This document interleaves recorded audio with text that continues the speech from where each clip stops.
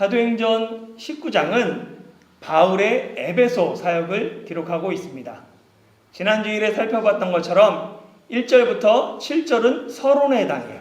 그래서 바울이 에베소에서 어떤 제자들을 만난 이야기를 기록하고 있고 8절부터 본론입니다. 그래서 보면 오늘 본문은 에베소에 일어난 부흥에 대해서 기록하고 있습니다.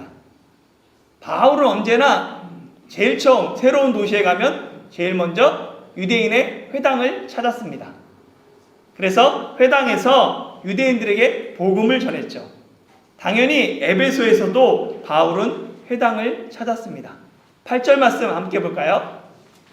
시작. 바울이 회당에 들어가 석 달 동안 담대히 하나님 나라에 관하여 강론하며 권면하되. 아멘.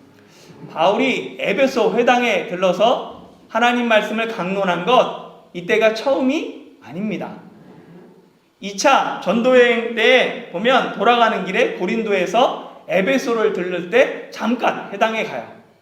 그래서 그때 유대인들과 변론했는데 그 바울의 말을 듣는 사람들 중에서 어떤 사람들이 바울에게 더 머물러 있기를 청했습니다. 그런데 바울이 그들과 작별하고 다음을 기약하죠. 그리고 3차 선교여행을 시작하면서 에베소를 찾은 거예요. 바울이 그래서 에베소에 와서 회당에서 다시 강론했습니다. 바울이 했던 그 강론의 주제는 뭐냐면 하나님의 나라예요. 성경의 주제, 하나님의 나라입니다. 창세기에서 시작한 하나님의 나라가 요한계시록에서 완성되는 거예요. 예수님의 사역도 그 중심이 하나님의 나라죠. 공생애를 시작하시면서 회개하라, 천국이 하나님의 나라가 가까이 왔다라고 시작하셨고, 그리고 마지막은 하나님의 나라에 관해서 말씀하시고 승천하시면서 공생애가 끝이 납니다. 사도행전도 마찬가지죠. 사도행전의 그 중심도 하나님의 나라입니다.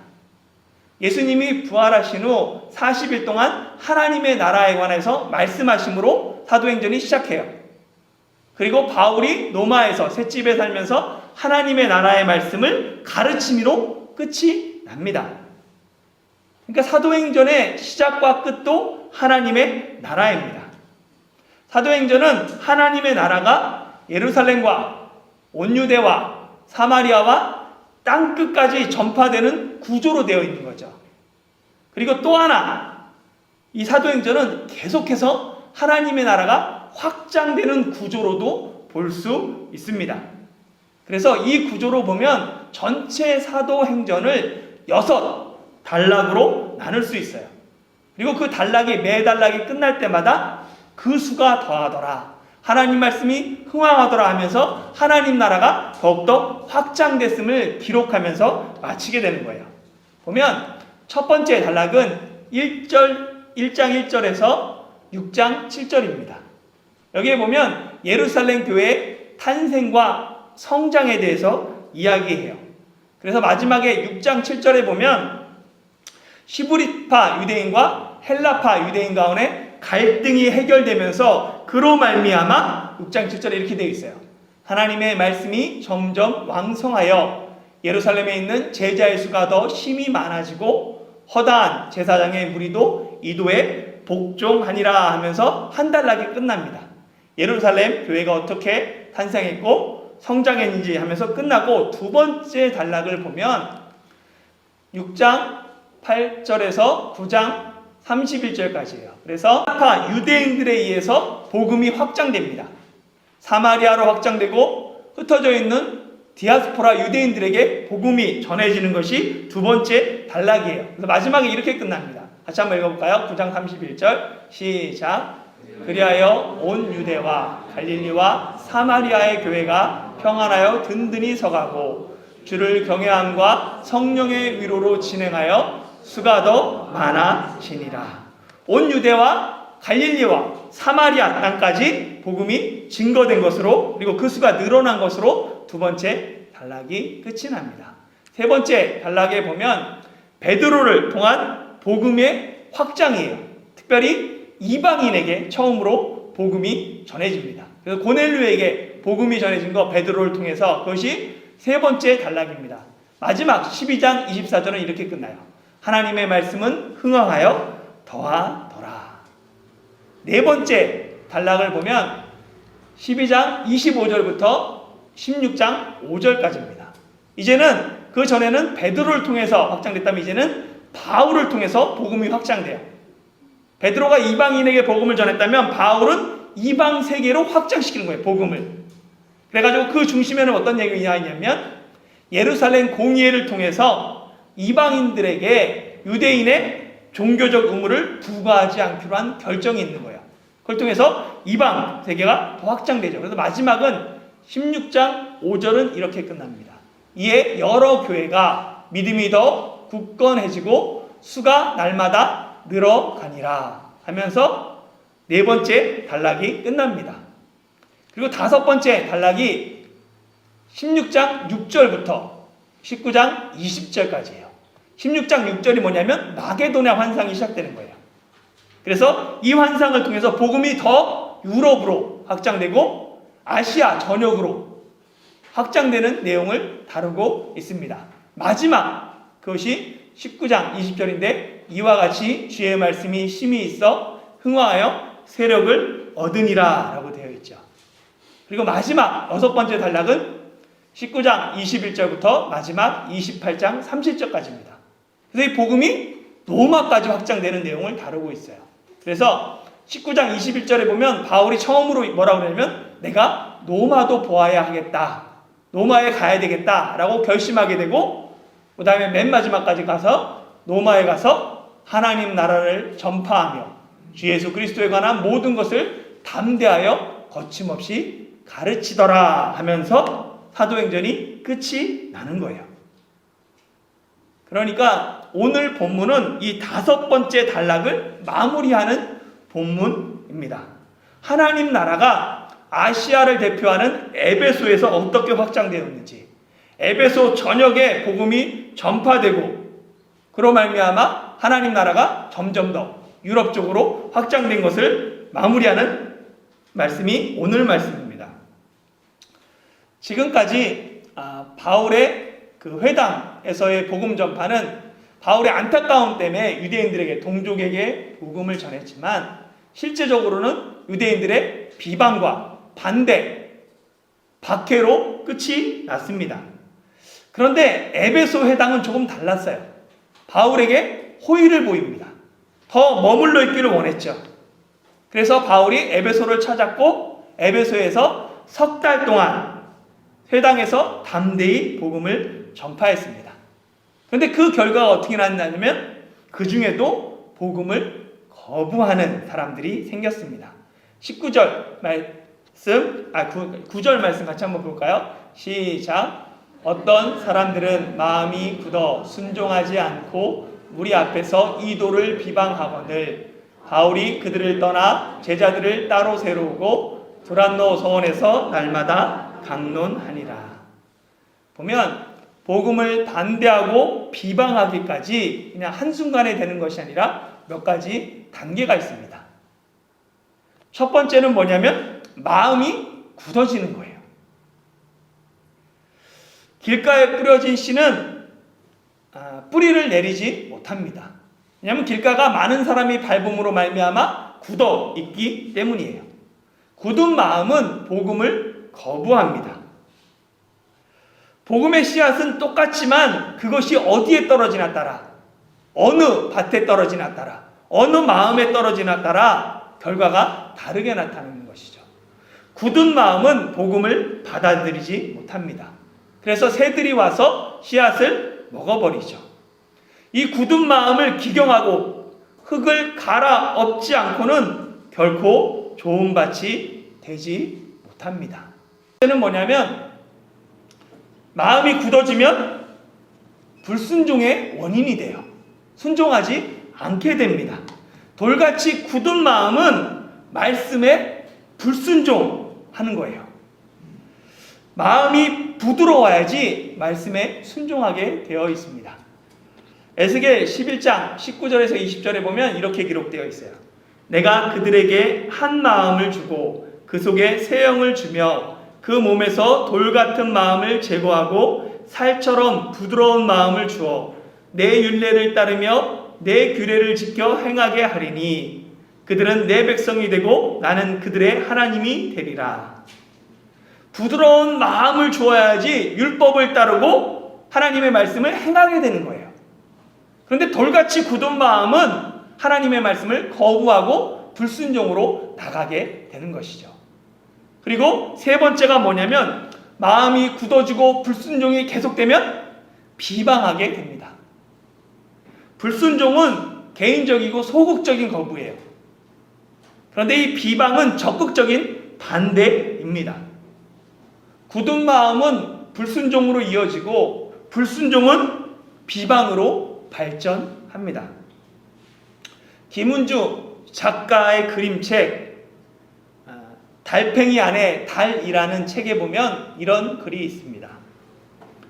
상대방을 판단하는데 가장 큰 기준이 되는 것은 아이러니하게도 상대방이 아니라 그날의 나의 기분, 나의 취향, 나의 상황, 바로 나이다. 그러므로 특별한 이유 없이 누군가 미워졌다면 자신을 의심하라. 김은주 작가는 누군가를 미워하는 원인 다른 것이 아니라 내 자신에게 있다라고 이야기합니다.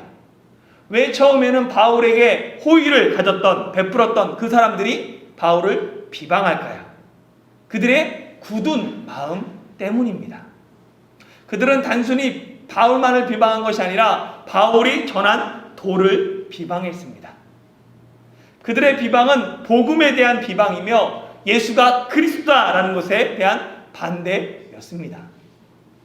그들의 적극적인 반대와 비방으로 인해 바울은 그들을 떠나 제자들을 따로 세우고 두란노 서원에서 날마다 강론하게 됩니다. 이 두란노가 사람의 이름인지 건물의 이름인지 분명하지 않아요. 중요한 것은 두란노 서원이 바울의 에베소 사역의 중심이 되었다는 것입니다. 그래서 바울이 2년 동안 두란노 서원에서 가르치며 사역함으로 말미암아 아시아에 사는 유대인이나 헬라인이나 모두 다 주의 말씀을 듣게 되었습니다. 그 결과 에베소를 중심으로 요한계시록에 등장하는 7교회들이 탄생하고 골로새와 그리고 시에라볼리까지 교회가 세워지게 됩니다. 이런 풍성한 열매는 하나님이 바울과 함께 했기 때문입니다. 11절, 12절 같이 한번 읽어보겠습니다. 시작. 하나님이 바울의 손으로 놀라운 능력을 행하게 하시니 심지어 사람들이 바울의 몸에서 손수건이나 앞치마를 가져다가 병든 사람에게 얹으면 그 병이 떠나고 악귀도 나가더라. 아멘. 특별히 11절에 보면 하나님이 바울의 손으로 놀라운 능력을 행하게 하셨다라고 기록하고 있습니다. 에베소는 미신과 마술로 유명했어요. 그래서 하나님이 다른 지역보다 에베소에서 더욱더 큰 놀라운 능력을 행하셨습니다. 심지어 바울의 손수건이나 앞치마로 병을 고치며 귀신을 쫓아내기도 했습니다. 그러나 이런 기적은 하나님이 행하시는 전형적인 능력이 아닙니다. 특별하고 예외적인 거기 때문에 누가는 특별한 능력이다라고 기록하고 있어요. 손수건이나 앞치마를 통해 병이 치유되고 귀신이 쫓아나가는 것, 이것은 오해를 불러일으킬 여지가 있어요. 손수건이나 앞치마에 치유의 능력이 있는 것이 아닙니다. 그것이 비록 바울이 사용하던 것일지라도 바울의 앞치마와 손수건에 능력이 있지 않아요.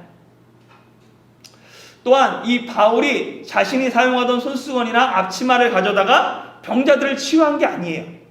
그 사람들이 바울의 물건을 가져다가 그렇게 한 것입니다. 마치 12의 혈루병으로 고생한 여인이 예수님의 옷가지만 잡아도 병이 나을 것이다 하는 그 믿음, 그 간절함처럼 치유를 사모하는 사람들이 바울의 그 쓰던 물건, 그것을 병자에게 나면 나을 것이다 라는 그 간절한 마음, 그래서 그들이 그렇게 행한 것이죠. 예수님의 옷자락이 병을 고친 것이 아니라 여인의 믿음이 병을 고친 것입니다. 마찬가지로 바울의 손수건이나 앞치마가 병을 고친 것이 아니라 그들의 간절한 마음이 병을 고친 것이죠. 그리고 이 사람들이, 당시 사람들의 이런 행동은 에베소 사람들의 믿음 수준을 보여줍니다. 에베소에는 마술이 만연했습니다. 당시 마술은 오늘날의 눈속임처럼 사람들의 기뻐하고 즐거움을 주는 그런 오락이 아니에요. 성경의 마술은 병을 고치며 귀신을 쫓아내며 화를 면하고 복을 불러오는 주술행위입니다. 오늘날로 얘기하면 무당 같은 거예요. 마술사들은 주로 자신이 소지한 이 소지품을 가지고 마술을 합니다. 그래서 사람들은 마술사의 그 물건에 능력이 있다고 믿었어요. 이런 믿음 때문에 사람들이 바울의 손수건, 땀 닦던 손수건이나 작업할 때 사용했던 그 앞치마를 가져다가 병자에게 얹은 것입니다. 그리고 이런 믿음을 보시고 하나님이 그들에게 응답하신 것이죠. 그들의 믿음은 일종의 미신입니다. 하지만 하나님의 그들의 부족한 믿음에도 불구하고 은혜와 긍휼을 베풀어 주셨어요. 바울의 소지품까지 능력의 도구로 사용되자 마술하는 어떤 유대인들이 예수님의 이름을 시험합니다. 13절에서 16절까지 같이 읽어볼게요. 시작. 이에 돌아다니며 마술하는 어떤 유대인들이 시험삼아 악기 들린 자들에게 주 예수의 이름을 불러 말하되 내가 바울이 전파하는 예수를 의지하여 너희에게 명령하라 하더라. 유대의 한 제사장 스게와의 7 아들도 이 일을 행하더니 악기가 대답하여 이르되 내가 예수도 알고 바울도 알거니와 너희는 누구냐 하며 악기 들린 사람이 그들에게 뛰어올라 눌러 이기니 그들이 상하여 벗은 몸으로 그 집에서 도망하는지라. 아멘.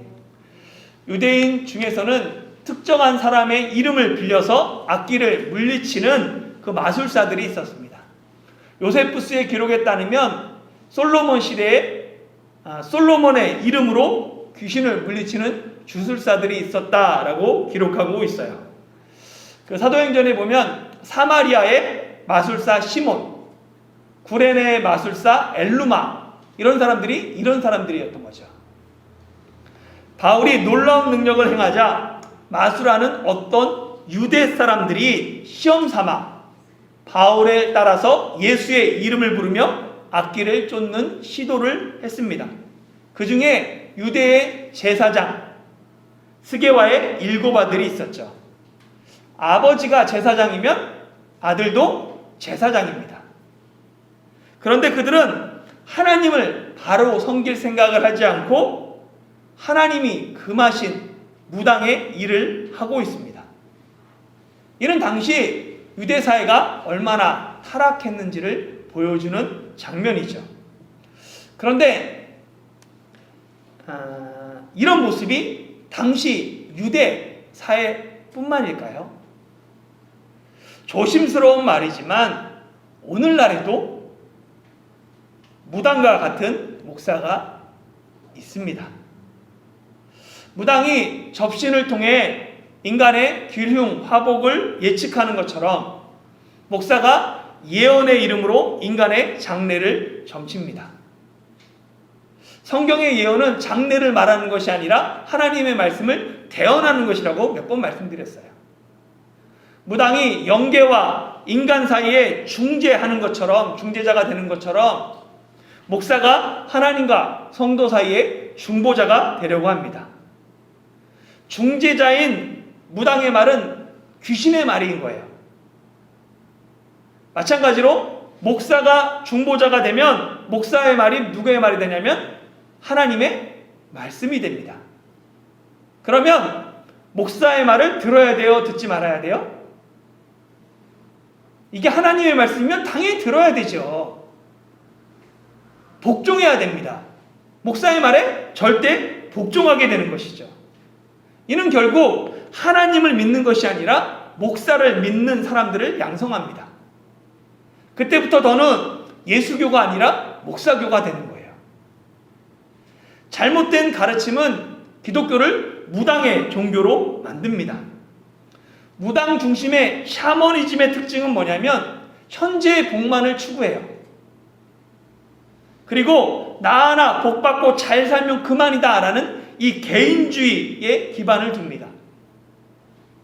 그런데 어느 순간부터 교회가 이와 비슷합니다. 기복주의, 복을 구하는 걸 당연시해요. 우리 하나님 공동체를 생각하지 않고 나의 하나님만 붙습니다. 그래서 하나님조차도 개인주의화해요.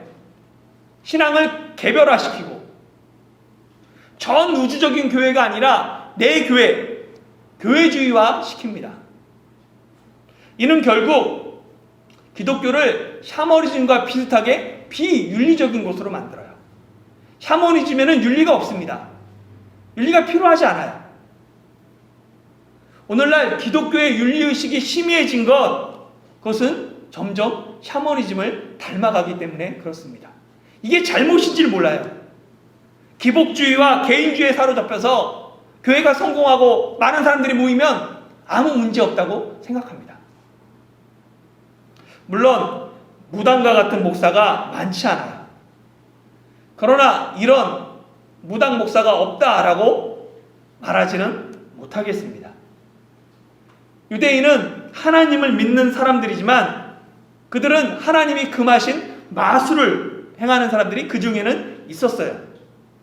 스게와의 7 아들은 유대 제사장이지만 그들은 제사장 직분을 이용해서 주술을 행했습니다.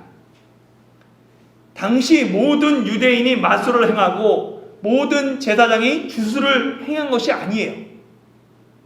마찬가지로 오늘날에도 모든 목사가 무당이 아닙니다. 그러나 어느 시대에나 거짓 선지자들은 있었어요. 주님 오시는 그날까지 거짓 선지자들은 양의 옷을 입고 광명한 천사의 모습으로 나타납니다. 이를 분별하는 것이 쉽지 않아요. 정말로 감사하게도 예수님께서 거짓 선지자들을 분별하는 방법을 알려주셨어요. 이미 예수님은 뭐라고 말씀하셨냐면 그들의 열매로 그들을 알리라 라고 말씀하셨습니다.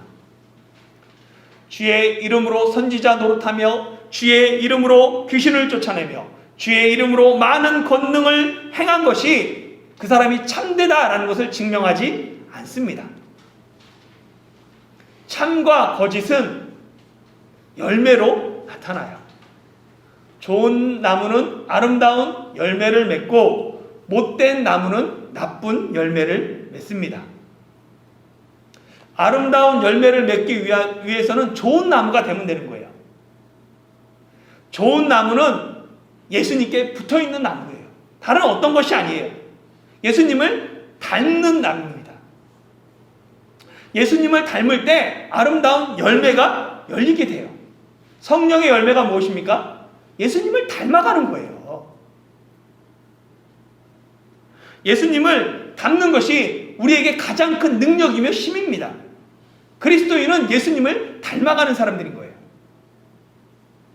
스게와의 7 아들은 예수님을 닮는 것이 아니라 그저 예수님의 이름만을 이용했습니다. 그들이 만약에 이방인이었다면 사람들이 바울의 손수건이나 앞치마를 가져다가 병자를 고친 것처럼 예수님의 이름만 불러도 하나님의 역사가 일어났을 것이에요. 이방인이 예수님의 이름을 부른다는 것, 그것 자체가 믿음이기 때문에 그렇습니다. 그러나 그들은 일반인이 아니었어요. 그들은 하나님을 알고 있는 유대인이었으며 하나님을 섬기는 데 앞장서야 될 제사장들이었습니다. 그들은 사람들을 하나님께로 바르게 인도해야 될 사람들이었어요. 하나님의 말씀을 실천하고 바르게 가르쳐야 될 책임이 있는 사람들이었습니다. 그런데 그들은 하나님을 알고자 하지 않았습니다. 아이러니하게도 그 악귀도 예수님을 알았어요. 그런데 제사장인 스게와 7 아들은 예수님을 알지 못했습니다. 그들은 예수님의 이름을 이용하기 전에 예수님이 누구신지 먼저 알아야 했어요. 예수님이 하나님의 아들이고 예수님이 메시아, 하나님이 약속하신 그리스도라는 것을 먼저 믿어야만 했습니다. 그러나 그들은 예수님을 믿기보다 예수님의 이름만을 이용하려고 했습니다. 그 결과 악기가 오히려 내가 예수도 알고 바울도 알거니와 너희는 누구냐라고 달려들었던 것입니다. 이에 스게와의 7 아들은 악기 들린 사람에게 눌려 벗은 몸으로 도망가게 됩니다. 그리고 그들의 소문이 에베소의 유대인들과 헬라인들에게 널리 퍼지죠. 이 소문을 들은 사람들이 두려워하며 예수님의 이름을 높이게 됩니다. 그리고 이 사건이 에베소 부흥의 밑거름이 되는 거예요. 믿는 사람들이 이제 많이 와서 자신이 행한 각종 마술들을 고백합니다. 자신의 죄를 자복해요. 믿는다고 했지만 과거의 삶을 청산하지 못한 사람들이 자발적으로 와서는 죄를 고백하며 자신의 잘못을 아뢰며 회개의 물결이 에베소에 휩쓸게 됩니다. 마치 1907년 믿는 사람들이 회개함으로 말미암아 평양의 대부흥 운동이 일어났던 것처럼 에베소에 놀라운 회개의 물결이, 부흥의 물결이 시작됩니다. 그래서 믿는 사람들이 공개적으로 자복했던 이 일로 말미암아 마술을 행하던 믿지 않는 많은 사람들에게도 영향을 미치게 되는 거예요. 이게 잘못됐구나 알게 되는 겁니다. 그래서 마술을 행하던 사람들이 마술과 관련된 책을 가지고 와서는 대중 앞에서 불살랐습니다. 그들은 마술의 무익함을 깊이 깨닫고 마술책을 스스로 불태움으로 말미암아 옛 생활을 청산한 거예요. 그리고 회개의 열매를 맺었습니다. 이때 불살은 책값이 은 5만이나 되었다라고 얘기해요. 은 5만은 5만일에 해당하는 금액입니다. 그래서 오늘날 일당을 10만 원으로 잡으면 50억에 해당하는 금액인 거예요. 사랑하는 성도 여러분, 오늘 말씀을 마무리하면서 마지막으로 너희는 누구냐라는 악기의 질문을 생각해 보려고 합니다. 악기는 나를 누구로 생각할까요? 이는 단순히 나에 대한 질문이 아니에요. 나와 예수님의 관계에 관한 질문입니다. 내게 예수님은 어떤 분이십니까? 내가 예수님을 닮아가는 사람이라면 악기가 예수님을 알고 바울을 아는 것처럼 나도 알 것입니다. 그러나 내가 예수님을 닮아가는 사람이 아니라면 악기는 내게 너는 누구냐라고 물을 거예요. 그나마 불행 중 다행인 것은 악기가 나를 자기 편으로 생각하지 않는다는 거예요. 내가 예수의 이름을 불렀더니 악기가 씩 웃으면서 너 내 편이잖아. 그것보다 불행하고 그것보다 안타까운 인생이 어디 있습니까? 내가 예수님을 닮아가느냐 아니면 그저 예수님을 이용하느냐에 따라 내가 바울처럼 쓰임받을 수도 있고 스게와의 7 아들처럼 업심 여김 받을 수도 있습니다. 이를 기억한다면 하나님 나라의 장애물이 아닌 하나님 나라 확장의 디딤돌로 쓰임받는 타이중 한국교회가 되길 예수님의 이름으로 축원합니다.